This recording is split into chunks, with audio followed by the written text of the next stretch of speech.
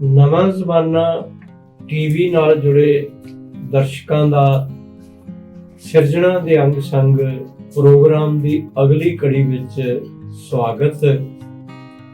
ਸਿਰਜਣਾ ਦੇ ਅੰਗ ਸੰਗ ਵਿੱਚ ਅਸੀਂ ਪੰਜਾਬੀ ਜਾਂ ਦੂਜੀਆਂ ਭਾਸ਼ਾਵਾਂ ਦੇ ਸਿਰਜਣਹਾਰਿਆਂ ਨਾਲ ਤੁਹਾਡੀ ਮੁਲਾਕਾਤ ਕਰਾਉਂਦੇ ਰਹੇ ਹਾਂ। ਅੱਜ ਅਸੀਂ ਅਜਿਹੀ ਸ਼ਖਸੀਅਤ ਨੂੰ ਸੱਦਾ ਦਿੱਤਾ ਆਪਣੇ ਸਟੂਡੀਓ ਵਿੱਚ ਜਿਹੜੇ ਪੇਸ਼ੇ ਵਜੋਂ ਡਾਕਟਰ ਨੇ, ਮਨੋਵਿਗਿਆਨੀ ਡਾਕਟਰ ਨੇ, ਦਵਾਈਆਂ ਦੇ ਨਾਲ ਗੱਲਾਂ ਨਾਲ ਵੀ ਇਲਾਜ ਕਰਦੇ ਨੇ।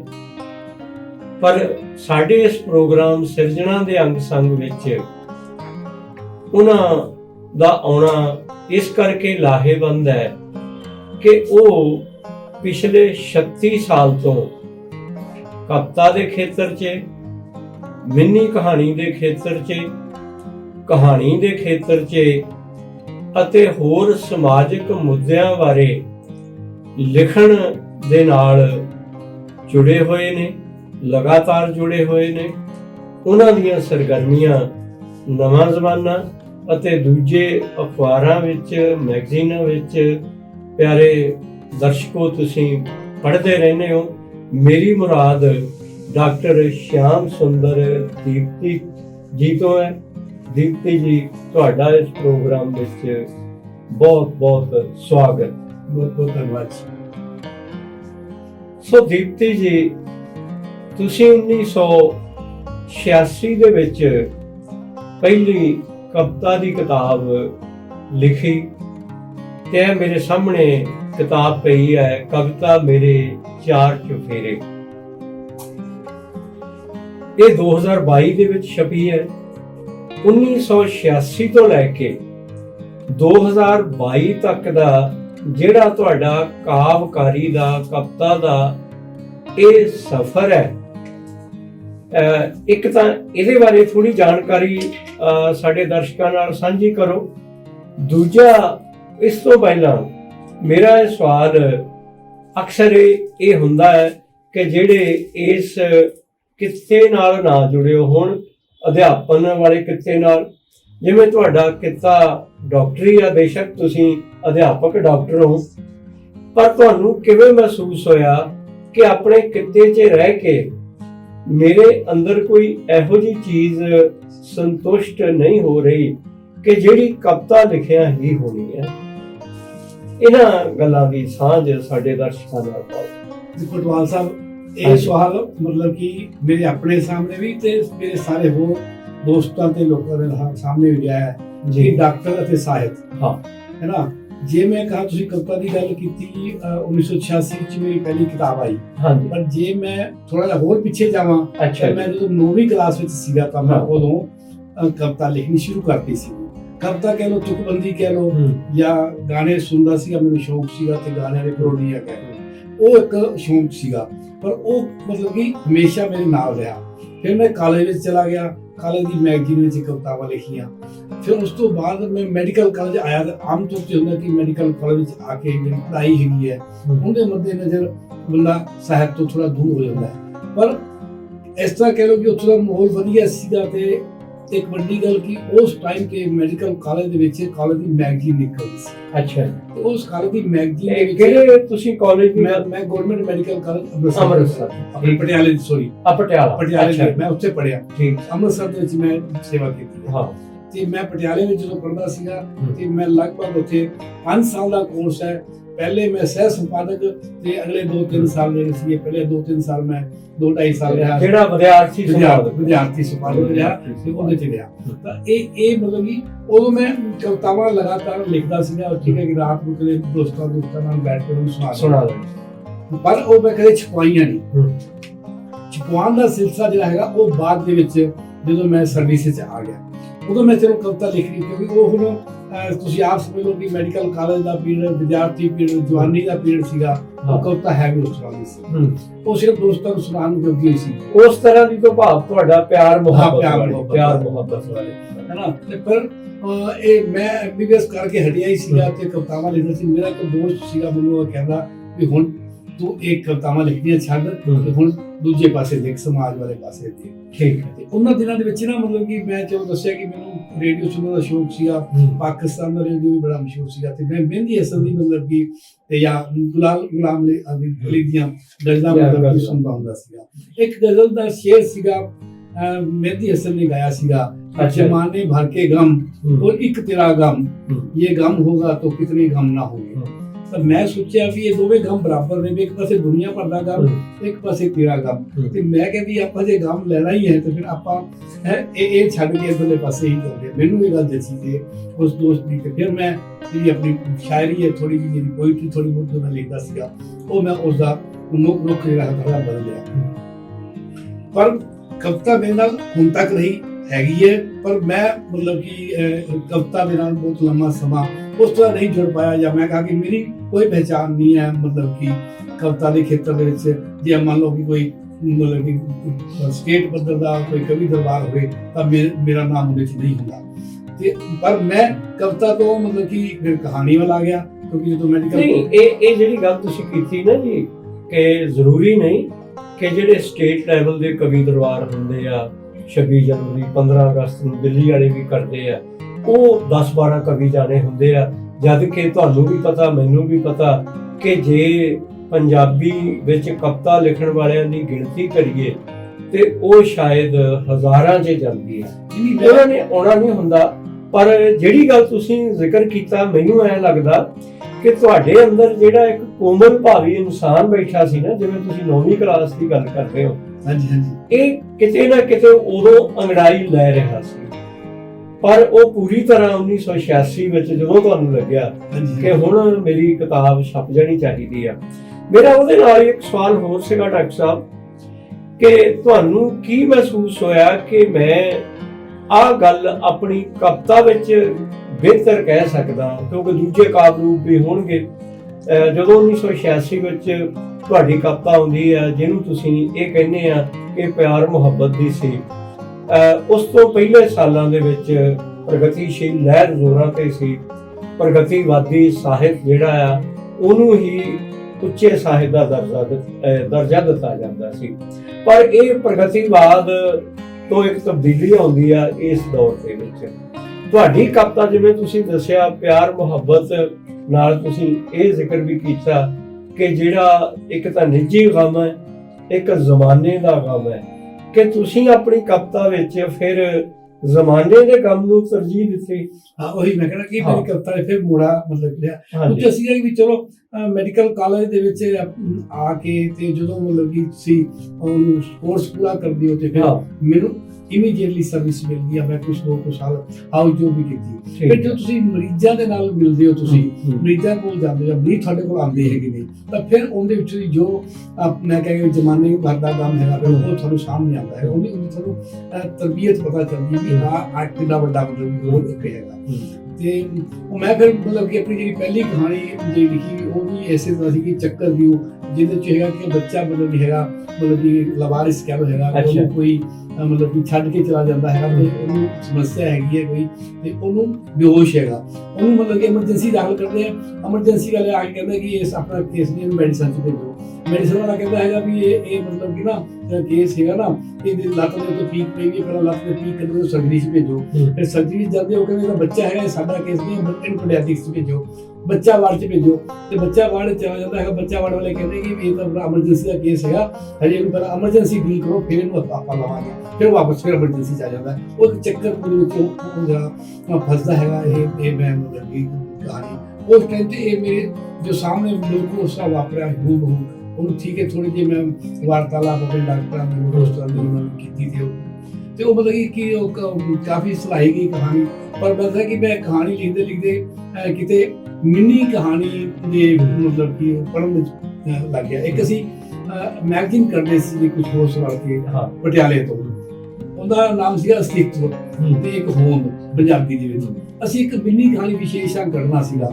ਅਸੀਂ ਮਤਲਬ ਕਿ ਬਹੁਤ ਸਾਰੀ ਕਹਾਣੀਆਂ ਬਣਾਈਆਂ, 1000 ਕੁ ਕਹਾਣੀਆਂ ਅਸੀਂ ਬਣਾਈਆਂ ਹੋਈਆਂ, ਉਹ 100 ਕਹਾਣੀਆਂ ਛਾਪੀਆਂ ਹਨਾ। ਉਹ 100 ਕਹਾਣੀਆਂ ਦਾ ਵਿਸ਼ੇਸ਼ ਅੰਗ ਸੀਗਾ। ਉਹ 1000 ਕਹਾਣੀ ਪੜ੍ਹਦੇ ਹੋਏ ਫਿਰ ਜਿਹੜੇ ਮੇਰੇ ਦਿਮਾਗ ਦੇ ਵਿੱਚ ਕਹਾਣੀ ਦੇ ਪਲਾਟ ਸੀਗੇ ਨਾ, ਮੈਨੂੰ ਲੱਗਿਆ ਕਿ ਵੀ ਇਹਨਾਂ ਵਿੱਚ ਗੱਲ ਤਾਂ ਇੰਨੀ ਕੋਈ ਕਹਿਣੀ ਹੈਗੀ ਹੈ, ਆਪਾਂ ਕਾਹ ਤੋਂ ਕਿਨਾਰਾ ਪਾਵਾਂਗੇ। ਠੀਕ ਹੈ। ਤੇ ਫਿਰ ਮੈਂ ਮਿੰਨੀ ਕਹਾਣੀ ਲਿਖਣ ਲੱਗ ਪਿਆ। ਉਹ ਮਿੰਨੀ ਕਹਾਣੀ ਲਿਖਣ ਲੱਗ ਪਿਆ ਤੇ ਫਿਰ ਉਹ ਮੇਰਾ ਝੁਕਾਅ ਸਾਰਾ ਮਿੰਨੀ ਕਹਾਣੀ ਵੱਲ ਹੋ ਗਿਆ। ਮਿੰਨੀ ਕਹਾਣੀ ਦੀ ਗੱਲ ਤੁਸੀਂ ਕੀਤੀ ਹੈ।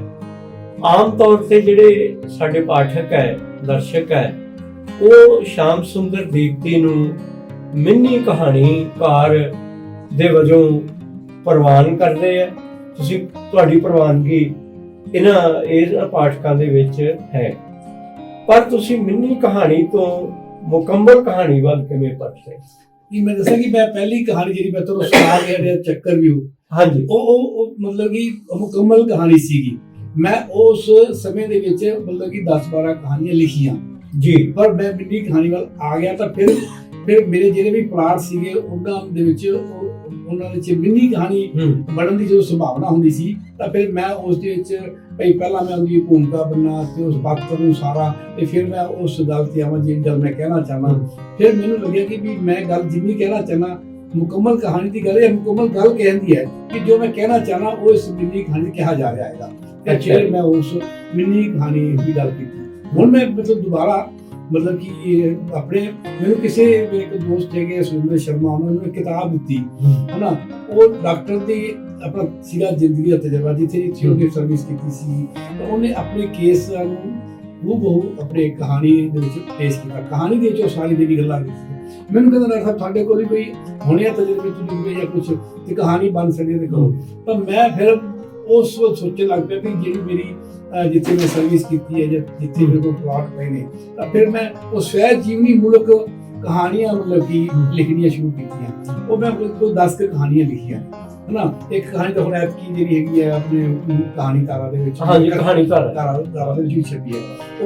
ਉਹ ਵੀ ਜਿਹੜੀ ਹੈਗੀ ਹੈ ਮੇਰੇ ਮਤਲਬ ਕਿ ਵਿਦਿਆਰਥੀ ਦੇ ਉੱਪਰ ਜਿਹੜਾ ਮੁੱਖ ਪਾਤਰ ਮੇਰਾ ਵਿਦਿਆਰਥੀ ਹੈ। ਇਸੇ ਤਰੀਕੇ ਨਾਲ ਹੋਰ ਮਤਲਬ ਹੈਗੀਆਂ ਨੇ ਮੇਰੀਆਂ ਜਿਹੜੀਆਂ ਕਹਾਣੀਆਂ। ਤੁਸੀਂ ਮੈਗਜ਼ੀਨ ਜਿਹੜੇ ਆ ਇੱਕ ਛੇਣ ਮਿੰਨੀ ਇਹਨਾਂ ਦੇ ਨਾਲ ਵੀ ਜੁੜੇ ਹੋ? ਹਾਂਜੀ, ਮਿੰਨੀ ਦਾ ਅਸੀਂ ਆਪ ਸ਼ੁਰੂ ਕੀਤਾ। ਸਭ ਤੋਂ ਪਹਿਲਾਂ ਅਸੀਂ ਸ਼ੁਰੂ ਕਰਨ ਵਾਲੇ ਹੈਗੇ 1988 ਮੈਂ ਕਹਿੰਦਾ ਕਿ ਮਿੰਨੀ ਕਹਾਣੀ ਵਿੱਚ ਜੁਬਾਇਸ ਕਰਕੇ ਹੋਗਾ ਕਿ ਮਿੰਨੀ ਮੈਗਜ਼ੀਨ ਕੱਢਣ ਲੱਗ ਪਏ ਹਨਾ। ਅਸੀਂ ਕੁਝ ਦੋਸਤ ਜਿਹੜੇ ਪੰਜਾਬ ਦੇ ਵਿੱਚ ਮਿੰਨੀ ਕਹਾਣੀ ਲਿਖਦੇ ਸੀਗੇ, ਸਾਰੇ ਇਕੱਠੇ ਹੋਏ ਤੇ ਉਸ ਇਕੱਠੇ ਹੋਣ ਦੇ ਸਬਬ ਬਣ ਗਿਆ ਕੁਝ ਤੇ ਵੀ ਇੱਕ ਅਸੀਂ ਮੈਗਜ਼ੀਨ ਕੱਢਿਆ। ਉਹ ਹੁਣ ਮਤਲਬ ਕਿ ਉਸ ਗੱਲ ਨੂੰ 34 ਸਾਲ ਮਤਲਬ ਕਿ ਪੂਰੇ ਹੋਣ ਲੱਗੇ। ਉਹ ਅਕਤੂਬਰ ਚ ਕੱਢਿਆ ਸੀ 1988 ਵਿੱਚ, ਤੇ ਉਹ ਹੁਣ 35 ਸਾਲ ਹੋ ਜਾਣੇ, 35ਵਾਂ ਸ਼ੁਰੂ ਹੋ ਜਾਣਾ ਹੈ। ਤਾਂ 35 ਸਾਲ ਤੋਂ ਲਗਾਤਾਰ ਅਸੀਂ ਫਿਰ ਉਹਦੇ ਵਿੱਚ ਕਾਫੀ ਪੰਜਾਬੀ ਦੇ ਲੇਖਕਾਂ ਨੇ ਇਕੱਠੇ ਹੋ ਕੇ ਕਾਫੀ ਬੈਠ ਕੇ ਅਸੀਂ ਮਤਲਬ ਜੁਗਨੂਆਂ ਦੇ ਸੰਗ ਪ੍ਰੋਗਰਾਮ ਕਰਦੇ ਹੁੰਦੇ ਸੀਗੇ। ਅੱਛਾ, ਇੱਕ ਮਿੰਨੀ ਕਹਾਣੀ ਪੜ੍ਹੀ ਜਾਂਦੀ ਸੀ ਤੇ ਉਹਦੇ ਵਿੱਚ ਜਿੰਨੇ ਵੀ ਬੰਦੇ ਸ਼ਾਮਲ ਹੁੰਦੇ ਸੀਗੇ ਉਹਦੇ ਵਿੱਚ 20 ਹੁਣ 25 ਹੁਣ ਸਾਰੇ ਉਸ ਤੇ ਗੱਲ ਕਰਦੇ ਸੀ, ਚੀਰ ਫਾੜ ਪੂਰੀ ਕਰਦੇ ਸੀ। ਉਹਦਾ ਇਹ ਫਾਇਦਾ ਹੋਇਆ ਕਿ ਅੱਜ ਪੰਜਾਬੀ ਦੀ ਮਿੰਨੀ ਕਹਾਣੀ ਜਿਹੜੀ ਹੈਗੀ ਹੈ ਕਾਫੀ ਹੱਦ ਤੱਕ ਵਧੀਆ ਲਿਖੀ ਜਾ ਰਹੀ ਹੈ। ਤੇ ਮੈਂ ਕਹਿੰਦਾ ਕਿ ਹਿੰਦੀ ਦੇ ਵਿੱਚ ਕਿਉਂਕਿ ਉਹਦਾ ਹਿੰਦੀ ਦਾ ਦਾਇਰਾ ਵੱਡਾ ਹੈਗਾ, 11 ਸਟੇਟਾਂ ਦੇ ਵਿੱਚ ਹਿੰਦੀ ਮਤਲਬ ਹੈਗੀ ਹੈ ਤੇ ਲੇਖਕ ਵੀ ਸੈਂਕੜਿਆਂ ਵਿੱਚ ਹੈਗੇ ਨੇ, ਇੱਥੇ ਦੀ ਗਿਣਤੀ ਵੀ ਲੇਖਕ ਨੇ। ਪਰ ਫਿਰ ਵੀ ਜਦੋਂ ਵੀ ਕੋਈ ਮਤਲਬ ਕਿ ਮਿੰਨੀ ਕਹਾਣੀ ਦਾ ਜਾਂ ਲਘੂ ਕਥਾ ਦਾ ਹਿੰਦੀ ਵਿੱਚ ਕੋਈ ਵਿਸ਼ੇਸ਼ ਅੰਗ ਛਪਦਾ ਹੈ ਕਿਸੇ ਵੀ ਮੈਗਜ਼ੀਨ ਦਾ ਕਿਤੇ ਵੀ, ਉਹਦੇ ਚ ਉਹਨਾਂ ਦੀ ਡਿਮਾਂਡ ਹੁੰਦੀ ਹੈ ਜਿਹਦੇ 10-12 ਪੰਜਾਬੀ ਦੀ ਮਿੰਨੀ ਛਾਪੀਆਂ ਜਾਣ। ਉਹ ਹੈਗੀ ਕਿ ਉਹਨੂੰ ਬਰਾਬਰ ਦੇ ਮਤਲਬ ਕਿ ਆਪਾਂ ਕਹਿ ਸਕਦੇ ਹਾਂ ਉਹ ਕਿਤੇ ਖੜੀ ਹੈਗੀ ਹੈ। ਤਾਂ ਇਸ ਕਰਕੇ ਇਹ ਇਸ ਮਿੰਨੀ ਕਹਾਣੀ ਦੇ ਸਫ਼ਰ ਦੇ ਵਿੱਚ ਜਿਹੜੀ ਫਿਰ ਕਿਉਂਕਿ ਨੈਚੁਰਲੀ ਮੈਗਜ਼ੀਨ ਤੇ ਸਾਰਾ ਕੁਝ ਇਕੱਠੇ ਹੋ ਕੇ ਪਹਿਚਾਣ ਜੀ ਸਾਡੀ ਬਣ ਗਈ। ਪਰ ਮੈਂ ਦੱਸਿਆ ਜੀ ਮੈਂ ਕਵਿਤਾ ਕਦੇ ਮਤਲਬ ਕਿ ਪਿੱਛੇ ਨਹੀਂ ਮਤਲਬ ਕਿ ਰੱਖੀ। ਤੇ ਦੂਜਾ ਹੈਗਾ ਕਿ ਮੈਂ ਫਿਰ ਸ਼ੁਰੂ ਦੇ ਵਿੱਚ ਮਤਲਬ ਕਿ ਮੈਨੂੰ ਇੱਕ ਜਾਗਰਤੀ ਜਦੋਂ ਆਪਣੇ ਪੰਜਾਬ ਸਰਕਾਰ ਦਾ ਮੈਗਜ਼ੀਨ ਲਿਖਦਾ ਸੀਗਾ, ਉਹਨਾਂ ਦਾ ਸੰਪਾਦਕ ਹੁੰਦੇ ਸੀ ਇੱਕ, ਮੈਂ ਉਹਨਾਂ ਨੂੰ ਮਿਲਣ ਜਾ ਗਿਆ ਤੇ ਮੈਂ ਉਹਨਾਂ ਨੂੰ ਕਵਿਤਾ ਦਿੱਤੀ ਇੱਕ ਉਸ ਟਾਈਮ ਤੇ ਜਦੋਂ ਮੈਂ ਲਿਖਦਾ ਸੀ ਸ਼ੁਰੂਆਤੀ ਦਿਨਾਂ ਦੀ ਗੱਲ। ਉਹ ਮੈਨੂੰ ਕਹਿੰਦੇ ਕਿ ਤੁਸੀਂ ਡਾਕਟਰ ਹੈਗੇ ਹੋ ਤੇ ਕਵਿਤਾ ਤਾਂ ਕਹਿੰਦੇ ਕਿ ਜਿਹੜਾ ਕਹਿਣਾ ਲਿਖੀ ਜਾਂਦਾ ਹੈਗਾ, ਤੁਸੀਂ ਆਪਣੀ ਡਾਕਟਰੀ ਦੇ ਲਿਖੋ ਤੁਸੀਂ ਹਨਾ, ਉਹਦੇ ਚ ਘਾਟ ਹੈਗੀ ਹੈ। ਮੈਂ ਫਿਰ ਉਹਨਾਂ ਨੂੰ ਇੱਕ ਆਰਟੀਕਲ ਲਿਖ ਕੇ ਭੇਜਿਆ ਉਦਾਸੀ ਰੋਗ ਤੇ। ਅੱਛਾ, ਉਦਾਸੀ ਰੋਗ ਤੇ ਭੇਜਿਆ ਆਰਟੀਕਲ ਤੋਂ ਜਦ ਛਪ ਗਿਆ। ਚਲੋ ਉਹਦੇ ਚ ਕੋਈ ਗੱਲ ਨਹੀਂ ਸੀ, ਪਰ ਮੈਨੂੰ ਸਹੀ ਮਹੀਨਿਆਂ ਦੇ ਵਿੱਚ ਜਿਹੜਾ ਹੈ ਨਾ ਉਹ ਆਰਟੀਕਲ ਲਿਖ ਕੇ ਤਸੱਲੀ ਨਹੀਂ ਹੋਈ। ਕਾਰਨ ਇਹ ਸੀਗਾ ਕਿ ਮੈਨੂੰ ਲੱਗਿਆ ਵੀ ਇਹ ਜਿਹੜਾ ਮੈਂ ਆਰਟੀਕਲ ਲਿਖਿਆ ਹੈਗਾ ਇਹ ਮੈਂ ਆਪਣੀ ਜਿਹੜੀ ਟੈਕਸਟ ਬੁੱਕ ਹੈ, ਜਿਹੜੀ ਕਿਤਾਬ ਹੈ, ਹਮ। ਉਹਨੂੰ ਪੰਜਾਬੀ ਵਿੱਚ ਜਾਂ ਹਿੰਦੀ ਵਿੱਚ ਅਨੁਵਾਦ ਇਹਦੇ 'ਚ ਮੈਂ ਨਹੀਂ ਹੈਗਾ ਵੀ ਮੈਂ ਨਹੀਂ ਨਜ਼ਰ ਆਉਣਾ ਚਾਹੀਦਾ, ਪਰ ਮੈਂ ਸਾਹਿਤ ਨੂੰ ਮਤਲਬ ਕਿ ਸਿਹਤ ਨੂੰ ਫਿਰ ਬਾਅਦ ਦੇ ਵਿੱਚ ਵੱਖਰੇ ਤਰੀਕੇ ਦੇ ਨਾਲ ਮਤਲਬ ਉਹਦੇ ਸਮਾਜਿਕ ਪਰਿਪੇਖ ਦੇ ਵਿੱਚ ਮਤਲਬ ਉਹਦੇ 'ਚ ਟੈਕਸਟ ਦੇ ਵਿੱਚ ਸਿਰਫ ਫੈਕਟ ਹੁੰਦੇ ਸੀਗੇ ਵੀ ਆਹ ਇੰਨੇ ਉਦਾਸੀ ਦੇ ਲੋਕ ਹੈਗੇ ਨੇ, ਇੰਨੇ ਲੋਕ ਹੈਗੇ ਨੇ, ਪਰ ਉਹਦਾ ਕਾਰਨ ਕਿੱਥੇ ਪਿਆ ਉਹ ਫਿਰ ਮੈਂ ਲੱਭਣ ਦੀ ਕੋਸ਼ਿਸ਼ ਕੀਤੀ। ਉਹੀ ਮੈਂ ਮਤਲਬ ਤੁਸੀਂ ਦੇਖਿਆ ਕਿ ਮੈਂ ਕਰੋਨਾ ਦੇ ਵਿੱਚ ਮਤਲਬ ਕਿ ਤਕਰੀਬਨ 70 ਦਿਨ ਲਗਾਤਾਰ ਡੇਲੀ ਬਿਨਾਂ ਨਾਗਾ ਐਤਵਾਰ ਸ਼ਨੀਵਾਰ ਕੁਛ ਵੀ ਇਹ ਸਾਡੇ ਸਾਹਮਣੇ ਤੁਹਾਡੀ ਕਿਤਾਬ ਵੀ ਪਈ ਆ, ਕਰੋਨਾ ਕਾਲ ਦੀਆਂ ਪੈੜਾਂ। ਹਾਂਜੀ, ਇਹ ਉਹਨਾਂ ਦਾ ਇੱਕ ਮਤਲਬ ਕਿ ਹੈ ਸਾਰਾ ਇਕੱਠਾ ਕੀਤਾ। ਉਹ ਮੈਨੂੰ ਕਿਸੇ ਨੇ ਕਿਹਾ ਕਿ ਵੀ ਤੁਸੀਂ 70 ਮਤਲਬ ਦਿਨ ਲਗਾਤਾਰ ਲਿਖਿਆ ਤੇ ਕਦੇ ਰੈਪੀਟੀਸ਼ਨ ਨਹੀਂ ਹੈ। ਉਹ ਮਤਲਬ ਕਿ ਉਹ ਹੀ ਹੈ ਕਿ ਵੀ ਉਹ ਸੀਗਾ ਕਿ ਮੇਰਾ ਇਹਦੇ ਸਮਾਜਿਕ ਮਨੋਵਿਗਿਆਨਿਕ ਆਰਥਿਕ ਇਹਨਾਂ ਜਿਹੜਾ ਮੌਜੂਦਾ ਦੇ ਨਾਲ ਜੋ ਹੋਇਆ ਤੇ ਇਹ ਜਿੰਨੇ ਵੀ ਪੱਖ ਸੀਗੇ, ਰੋਜ਼ ਰਿਸਰਚ ਨਵੀਂ ਹੁੰਦੀ ਸੀ, ਰੋਜ਼ ਨਵੀਆਂ ਗੱਲਾਂ ਅਫਵਾਹਾਂ ਤੇ ਜਿਹੜਾ ਮਤਲਬ ਕਿ ਸੰਸਕਾਰ ਵੀ ਕਰ ਦਿੱਤਾ ਮਤਲਬ ਕਿ ਉਹਨਾਂ ਨੂੰ ਆਪਣੇ ਸ਼ਮਸ਼ਾਨ ਘਾਟ ਦੇ ਵਿੱਚ, ਤਾਂ ਉਹ ਸਾਰੇ ਜਿੰਨੇ ਵੀ ਰੋਜ਼ ਨਵੇਂ ਲਾਸ਼ਾਂ ਰੋਲਦੀਆਂ ਸੀ ਗੰਗਾ ਕਿਨਾਰੇ, ਉਹ ਸਾਰੇ ਪੱਖ ਮਤਲਬ ਕਿ ਮੈਂ ਉਹ ਇਸੇ ਕਰਕੇ ਵੀ ਕਿਉਂਕਿ ਮੇਰਾ ਫਿਰ ਸਿਹਤ ਨੂੰ ਸਮਝਣ ਦਾ ਨਜ਼ਰੀਆ ਜਿਹੜਾ ਹੈ ਉਹ ਇੱਕ ਡਾਕਟਰ ਸਾਹਿਬ ਹੋਰ ਦੱਸਿਓ, ਕਿਉਂਕਿ ਮੈਂ ਜਦੋਂ ਥੋੜੀ ਜਿਹੀ ਨਾ ਨਿਗਾਹ ਮਾਰਦਾ ਅੱਜ ਦੇ ਪੰਜਾਬੀ ਕਹਾਣੀ ਦੇ ਪੰਜਾਬੀ ਕਹਾਣੀਕਾਰਾਂ ਵੱਲ, ਉਹਨਾਂ ਚੋਂ ਬਹੁਤੇ ਕਹਾਣੀਕਾਰ ਇਦਾਂ ਦੇ ਆ ਜਿਨ੍ਹਾਂ ਨੇ ਆਪਣੀ ਲੇਖਣੀ ਸ਼ੁਰੂਆਤ ਜਿਹੜੀ ਹੈ ਉਹ ਮਿੰਨੀ ਕਹਾਣੀ ਨਾਲ ਕੀਤੀ। ਉਹ ਸਾਡਾ ਨਾਵਲਕਾਰ ਬਲਵੀਰ ਪਰਵਾਨਾ, ਮੈਨੂੰ ਯਾਦ ਹੈ ਉਹਦੀਆਂ ਵੀ ਪਹਿਲਾਂ ਮਿੰਨੀ ਕਹਾਣੀਆਂ ਹੁੰਦੀਆਂ ਸੀ। ਅਸੀਂ ਪਿੱਛੇ ਜਿਹੇ ਪ੍ਰੋਗਰਾਮ ਕੀਤਾ ਭਗਵੰਤ ਰਸੂਲਪੁਰੀ ਨਾਲ, ਜਿਹਦੇ ਮੈਗਜ਼ੀਨ ਦਾ ਤੁਸੀਂ ਜ਼ਿਕਰ ਕੀਤਾ, ਅੱਜ ਕੱਲ੍ਹ ਬੜੀ ਅੱਛੀ ਕਹਾਣੀ ਲਿਖ ਰਿਹਾ, ਉਹਦੀ ਸ਼ੁਰੂਆਤ ਵੀ ਮਿੰਨੀ ਕਹਾਣੀ ਵੱਲ ਸੀ। ਜਾਂ ਇਦਾਂ ਦੇ ਹੋਰ ਬਹੁਤ ਲੋਕਾਂ ਨੂੰ ਜਾਣਨਾ ਜ਼ਰੂਰੀ ਨਹੀਂ ਕਿ ਸਾਰੇ ਕਹਾਣੀਕਾਰਾਂ ਨੇ ਲਿਖੀਆਂ ਹੋਣ, ਪਰ ਬਹੁਤ ਗਿਣਤੀ ਨੇ ਲਿਖੀਆਂ। ਉਹਦੇ ਨਾਲ ਮੇਰੇ ਜ਼ਿਹਨ 'ਚ ਇੱਕ ਸਵਾਲ ਉੱਠਦਾ ਹੈ ਡਾਕਟਰ ਸਾਹਿਬ ਕਿ ਇਹ ਤਾਂ ਨਹੀਂ ਕਿਤੇ ਹੁੰਦਾ ਕਿ ਜਦੋਂ ਤੁਸੀਂ ਸ਼ੁਰੂ ਕਰਦੇ ਹੋ ਪਹਿਲਾਂ ਲਿਖਣਾ, ਤੁਹਾਨੂੰ ਲੱਗਦਾ ਹੁੰਦਾ ਕਿ ਮੇਰੇ ਮਨ 'ਚ ਕਹਿਣ ਵਾਲੀ ਇਹ ਛੋਟਾ ਜਿਹਾ ਮਸਲਾ, ਛੋਟੀ ਜਿਹੀ ਗੱਲ ਹੈ, ਇਹ ਮੈਂ ਮਿੰਨੀ ਕਹਾਣੀ 'ਚ ਕਹਿ ਦਿੰਦਾ, ਤੇ ਜਦੋਂ ਤੁਹਾਡਾ ਜ਼ਿੰਦਗੀ ਦਾ ਤਜਰਬਾ ਵਸੀਹ ਹੁੰਦਾ, ਤੁਸੀਂ ਵੱਧ ਲੋਕਾਂ ਨੂੰ ਮਿਲਦੇ ਹੋ, ਵੱਧ ਲੋਕਾਂ ਨਾਲ ਵਾਹ ਪੈਂਦਾ, ਚੰਗਿਆਂ ਨਾਲ ਵੀ ਪੈਂਦਾ, ਮਾੜਿਆਂ ਨਾਲ ਵੀ ਪੈਂਦਾ, ਜ਼ਿੰਦਗੀ ਦੇ ਵਿੱਚ ਉਚਾਈਆਂ ਨਿਵਾਈਆਂ ਵੇਖਦੇ ਹੋ, ਫਿਰ ਤੁਹਾਨੂੰ ਇਹ ਲੱਗਦਾ ਵੀ ਹੁਣ ਜਿਹੜਾ ਮੇਰੇ ਮਨ ਦੇ ਵਿੱਚ ਮਸਲਾ ਮੈਂ ਪੇਸ਼ ਕਰਨਾ ਚਾਹੁੰਦਾ, ਉਹ ਮਿੰਨੀ ਕਹਾਣੀ ਦਾ ਆਕਾਰ ਉਹਨੂੰ ਸਮੇਟ ਨਹੀਂ ਰਿਹਾ। ਕਿਤੇ ਇਦਾਂ ਦੀ ਗੱਲ ਵੀ ਹੁੰਦੀ ਹੈ? ਨਹੀਂ ਦੇਖੋ ਬੜੇ ਸਾਹਿਬ, ਜੇ ਆਪਾਂ ਫਿਰ ਇਸ ਤਰ੍ਹਾਂ ਮਤਲਬ ਕਿ ਕਰਾਂਗੇ ਨਾ, ਮਤਲਬ ਕਿ ਤੁਲਨਾ ਕਰਾਂਗੇ ਮਿੰਨੀ ਕਹਾਣੀ ਦੀ, ਫਿਰ ਤਾਂ ਕਥਾ ਰੂਪ ਨਾਵਲ ਵੀ ਹੈਗਾ, ਹੈਨਾ? ਨਹੀਂ, ਮੈਂ ਕਹਾਣੀ ਤੋਂ ਅੱਗੇ ਆਪਾਂ ਨਾਵਲ ਵਾਲੇ ਪਾਸੇ ਵੀ ਮੈਂ ਸ਼ੁਰੂ ਦੇ ਵਿੱਚ ਗੱਲ ਇਹ ਕਹੀ ਗਈ ਵੀ ਜਿਹੜਾ ਲੇਖਕ ਨੇ ਜੇ ਸਥਾਪਿਤ ਹੋਣਾ ਤਾਂ ਉਹ ਨਾਵਲ ਬਗੈਰ ਸਥਾਪਿਤ ਨਹੀਂ ਹੋ ਸਕਦਾ, ਹੈਨਾ? ਤਾਂ ਕਹਾਣੀਕਾਰ ਵੀ ਜਿਹੜੇ ਸੀਗੇ ਹੌਲੀ ਹੌਲੀ ਉਹ ਨਾਵਲ ਬਣ ਜਾਂਦੇ ਨੇ। ਚਾਹੇ ਰਾਮ ਸੁਖ ਪੰਖੀ ਸੀਗਾ, ਉਹ ਕਹਾਣੀ ਤੋਂ ਸ਼ੁਰੂ ਕੀਤੀ ਉਹਨੇ, ਪਰ ਉਹਨੂੰ ਸਾਹਿਤ ਅਕੈਡਮੀ ਅਵਾਰਡ ਨਾਵਲ ਤੋਂ ਮਿਲਿਆ, ਹੈਨਾ? ਇਸ ਤਰ੍ਹਾਂ ਦੀ ਗੱਲ ਹੈਗੀ। ਮੈਂ ਸਮਝਦਾ ਕਿ ਸਾਨੂੰ ਜਿਹੜਾ ਬੰਦਾ ਇਸ ਤਰ੍ਹਾਂ ਕਰਦਾ ਨਾ, ਉਸਨੇ ਮਿੰਨੀ ਕਹਾਣੀ ਤੋਂ ਸ਼ੁਰੂਆਤ ਤਾਂ ਕਰ ਲਈ, ਪਰ ਉਹ ਗੱਲ ਤੁਹਾਡੀ ਠੀਕ ਹੈ ਕਿ ਵੀ ਇੱਕ ਗੱਲ ਆ ਜਾਂਦੀ ਹੈ ਮਨ ਦੇ ਵਿੱਚ ਵੀ ਸਰ ਹੁਣ ਬਹੁਤ ਕੁਝ ਕਹਿਣ ਨੂੰ ਮਿਲੇਗਾ ਤਾਂ ਇਸ ਛੋਟੇ ਜਿਹੇ ਕਲਾਵੇ ਵਿੱਚ ਨਹੀਂ ਆਊਗਾ, ਪਰ ਸਾਨੂੰ ਇਹ ਹੈਗਾ ਕਿ ਜਿਹੜੀ ਮਿੰਨੀ ਕਹਾਣੀ ਦੇ ਵਾਸਤੇ ਜੋ ਗੱਲ ਕਹੀ ਜਾਣੀ ਹੈ ਉਹ ਮਿੰਨੀ ਕਹਾਣੀ ਮੈਂ ਜੋ ਸਮਝਿਆ ਹੈਗਾ ਕਿ ਮਿੰਨੀ ਕਹਾਣੀ ਦਾ ਪਲਾਟ ਜਿਹੜਾ ਹੈ ਨਾ ਉਹ ਮਿੰਨੀ ਕਹਾਣੀ ਵਾਸਤੇ ਹੀ ਹੁੰਦਾ ਹੈ। ਠੀਕ, ਉੱਥੇ ਤੁਸੀਂ ਕਹਾਣੀ ਨਹੀਂ ਉਸਾਰ ਸਕਦੇ, ਪਰ ਕਹਾਣੀ ਦੇ ਪਲਾਟ ਨੂੰ ਜੇ ਤੁਸੀਂ ਮਿੰਨੀ ਕਹਾਣੀ ਬਣਾਓਗੇ ਨਾ, ਫਿਰ ਵੀ ਤੁਸੀਂ ਉਹਦੇ ਨਾਲ ਬਿਆਨ ਨਹੀਂ ਕਰ ਰਹੇ। ਤਾਂ ਇਸ ਕਰਕੇ ਇਹ ਦੋਵਾਂ ਚ ਫਰਕ ਜੇ ਮਿੰਨੀ ਕਹਾਣੀ ਦੇ ਜਿਹੜਾ ਹੈਗਾ ਵਿਸ਼ਾ ਉਹਨੂੰ ਤੁਸੀਂ ਕਹਾਣੀ 'ਚ ਖਿਲਾਰੋਗੇ ਤਾਂ ਵੀ ਗੱਲ ਨਹੀਂ। ਉਹ ਨਹੀਂ, ਮੈਂ ਕਹਿੰਦਾ ਵਿਸ਼ਾ ਇੱਕ ਵੱਖਰੀ ਗੱਲ ਹੈ ਕਿ ਮੈਂ ਕਹਿੰਦਾ ਕਥਾਨਕ ਜਿਹਨੂੰ ਜਿਹੜੀ ਤੁਹਾਨੂੰ ਘਟਨਾ ਮਿਲੀ ਹੈਗੀ, ਉਹ ਘਟਨਾ ਨੂੰ ਤੁਸੀਂ ਹੁਣ ਸਿਰਜਣਾ ਹੈਗਾ, ਉਹ ਹੁਣ ਮਿੰਨੀ ਕਹਾਣੀ ਬਣਾਉਣੀ ਹੈ। ਯਾਨੀ ਕਿ ਅਸੀਂ ਇੱਕ ਮਤਲਬ ਕਿ ਕਿਤਾਬ ਮਤਲਬ ਕਿ ਮੈਗਜ਼ੀਨ ਦਾ ਇਸ਼ੂ ਕੱਢਿਆ, ਘਟਨਾ ਤੋਂ ਮਿੰਨੀ ਕਹਾਣੀ, ਵੀ ਘਟਨਾ ਤੁਹਾਨੂੰ ਮਿਲੀ ਹੈ, ਉਹਨੇ ਤੁਸੀਂ ਮਿੰਨੀ ਕਹਾਣੀ ਕਿਵੇਂ ਬਣਾਈ, ਹਰੇਕ ਨੇ ਆਪਣਾ ਤਜਰਬਾ ਲਿਖਿਆ। ਯਾਨੀ ਕਿ ਉਹਦੇ ਤੇ ਹੁਣ ਅਸੀਂ ਕਹਿੰਦੇ ਵੀ ਹਰੇਕ ਘਟਨਾ ਤੇ ਮਿੰਨੀ ਕਹਾਣੀ ਨਹੀਂ ਬਣ ਸਕਦੀ, ਹਰੇਕ ਘਟਨਾ ਤੇ ਕਹਾਣੀ ਨਹੀਂ ਬਣ ਸਕਦੀ, ਤਾਂ ਅਸੀਂ ਜਿਹੜੀ ਗੱਲ ਵਿਸ਼ੇਸ਼ ਤੌਰ ਤੇ ਉਭਾਰਨ ਦੀ ਕੋਸ਼ਿਸ਼ ਕਰਦੇ ਹਾਂ ਜਾਂ ਮਿੰਨੀ ਕਹਾਣੀ ਚਾਹੀਦੀ ਹੈਗੀ ਹੈ, ਉਹਨੂੰ ਘਟਨਾ ਦੀ ਪਹਿਚਾਣ ਕਰਨੀ ਆਣੀ ਚਾਹੀਦੀ ਹੈ ਵੀ ਇਸ ਤੇ ਮਿੰਨੀ ਕਹਾਣੀ ਬਣ ਸਕਦੀ ਹੈ। ਇਹ ਡਾਕਟਰ ਸਾਹਿਬ ਕਿਤੇ ਜਿਹੜੀ ਕਹਾਣੀਕਾਰ ਜਾਂ ਲੇਖਕ ਦੀ ਪ੍ਰਤਿਭਾ ਆ, ਕਿਉਂਕਿ ਸਾਰਿਆਂ ਦੀ ਪ੍ਰਤਿਭਾ ਇੱਕ ਜਿਹੀ ਨਹੀਂ ਹੁੰਦੀ, ਨਾ ਹੋ ਸਕਦੀ ਹੈ, ਉਹਦੇ ਤੇ ਵੀ ਕਿਤੇ ਨਿਰਭਰ ਕਰਦਾ। ਮੈਨੂੰ ਯਾਦ ਹੈ ਕਿ ਵਿਰਕ ਬਹੁਤ ਵੱਡੀ ਗੱਲ ਬਹੁਤ ਥੋੜੇ ਸ਼ਬਦਾਂ 'ਚ ਕਹਿ ਜਾਂਦਾ ਸੀ ਕਿ ਮੈਂ ਜੇ ਖੰਬਲ ਹੈ ਹੋਰ ਹੈ, ਉਹ ਕਈ ਵਾਰੀ ਐਂ ਲੱਗਦਾ ਹੁੰਦਾ ਕਿ ਮਿੰਨੀ ਕਹਾਣੀ ਦੇ ਬਹੁਤ ਨੇੜੇ ਸੀ। ਬਿਲਕੁਲ ਹਾਂ, ਬਿਲਕੁਲ ਚਾਹੇ ਉਹ ਮੈਨੂੰ ਜਾਣਨਾ ਖੱਬਲ ਹੈ ਜਾਂ ਹੋਰ ਇਹੋ ਜਿਹੀਆਂ ਕਹਾਣੀਆਂ। ਬਿਲਕੁਲ ਜਿਵੇਂ ਉਹਨਾਂ ਦੀਆਂ ਕਹਾਣੀਆਂ ਦਾ ਅੰਤ ਹੁੰਦਾ ਨਾ, ਮਿੰਨੀ ਕਹਾਣੀ ਦੀਆਂ, ਜਿਵੇਂ ਤੁਸੀਂ ਵਧੀਆ ਸੰਗਤ ਚੰਗੇ ਮਿੰਨੀ ਕਹਾਣੀ ਕਰਦੇ, ਉਹਨਾਂ ਦਾ ਅੰਤ ਵੀ ਬਿਲਕੁਲ ਵਿਰਕ ਦੀ ਕਹਾਣੀ ਵਾਲਾ ਹੁੰਦਾ ਹੈ। ਬਿਲਕੁਲ ਤੁਹਾਡੀ ਗੱਲ। ਜਿਹੜੀ ਗੱਲ ਮੈਂ ਹੋਰ ਕਰਦਾ ਪਿਆ ਵੀ ਜੇ ਹੁਣ ਮਿੰਨੀ ਕਹਾਣੀ ਤੋਂ ਛੱਡ ਕੇ ਤੇ ਕਹਾਣੀ ਵੱਲ ਆ ਗਏ, ਤੇ ਇੱਕ ਇਹ ਗੱਲ ਹੈਗੀ ਕਿ ਪਤਾ ਨਹੀਂ, ਮੈਂ ਸੋਚਦਾ ਕਿ ਇਹ ਹੀਰ ਭਾਵਨਾ ਹੈ ਕਿ ਮੈਂ ਮਿੰਨੀ ਕਹਾਣੀ ਲਿਖਦਾ ਸੀ, ਤੁਹਾਨੂੰ ਅਬ ਦੱਸਦੇ ਹੀ ਨਹੀਂ ਵੀ ਮੈਂ ਮਿੰਨੀ ਕਹਾਣੀ ਲਿਖਦਾ ਸੀ। ਮੈਂ ਕਹਿੰਦਾ ਕੋਈ ਵੀ ਲੇਖਕ ਕਿੰਨੀ ਵੀ ਵਿਧਾ ਦੇ ਵਿੱਚ ਲਿਖ ਸਕਦਾ ਹੈ। ਇਹ ਡਾਕਟਰ ਸਾਹਿਬ ਜਦੋਂ ਪਹਿਲਾਂ ਮਿੰਨੀ ਕਹਾਣੀ ਅਸੀਂ ਵੀ ਪੜ੍ਹਨ ਲੱਗੇ ਨਾ, ਇਸ ਖੇਤਰ 'ਚ ਆਏ ਆ, ਤੇ ਇਹ ਸਾਨੂੰ ਵੀ ਇਦਾਂ ਦਾ ਅਹਿਸਾਸ ਉਦੋਂ ਲੱਗਦਾ ਹੁੰਦਾ ਸੀਗਾ ਕਿ ਮਿੰਨੀ ਕਹਾਣੀਆਂ ਵੀ ਐਵੇਂ ਹੀ ਆ, ਪਰ ਅਸਲ ਦੇ ਵਿੱਚ ਮਿੰਨੀ ਕਹਾਣੀ ਇੱਕ ਵੱਖਰਾ ਸਾਹਿਤ ਦਾ ਰੂਪ ਹੈ ਜਿਹਦਾ ਕੋਈ ਹੋਰ ਬਦਲ ਨਹੀਂ।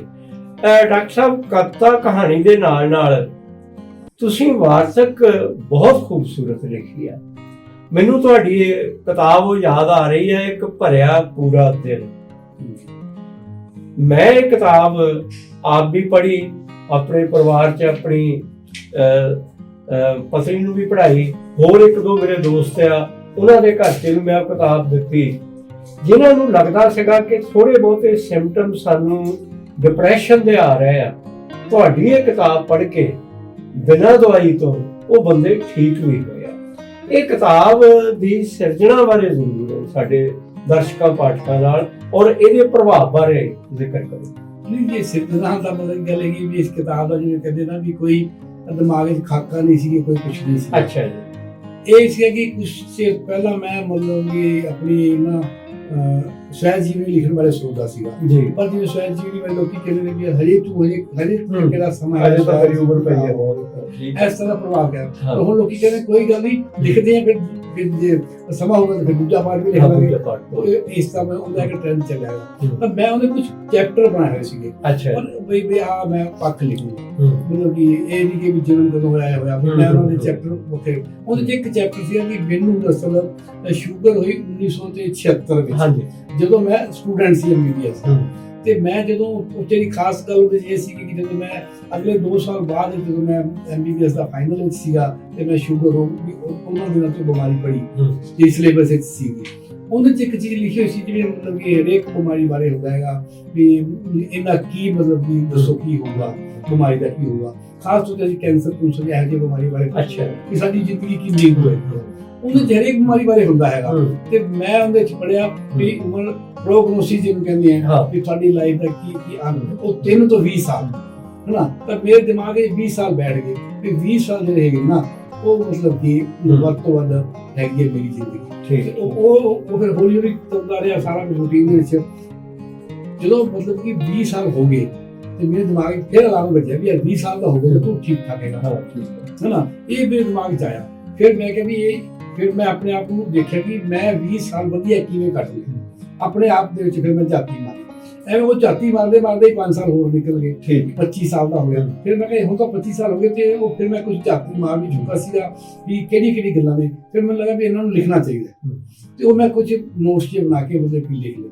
ਉਹ ਤੇ ਦੱਸਿਆ ਕਿ ਹੋਰ ਸੀ ਕਿ ਮੈਂ ਮੇਰੀ ਥੋੜੀ ਜਿਹੀ ਖੱਬੇ ਪੱਖੀਆਂ ਦੇ ਨਾਲ ਜੋੜ ਹੈਗਾ, ਤੇ ਮੈਂ ਉਹ ਇੱਕ ਚੈਪਟਰ ਤੇ ਵੱਖਰਾ ਲਿਖਣਾ ਸੀਗਾ ਕਿ ਮੈਂ ਕਿਵੇਂ ਇੱਥੇ ਜੁੜਿਆ ਤੇ ਕਿਵੇਂ ਮੈਂ ਜੁੜ ਗਿਆ।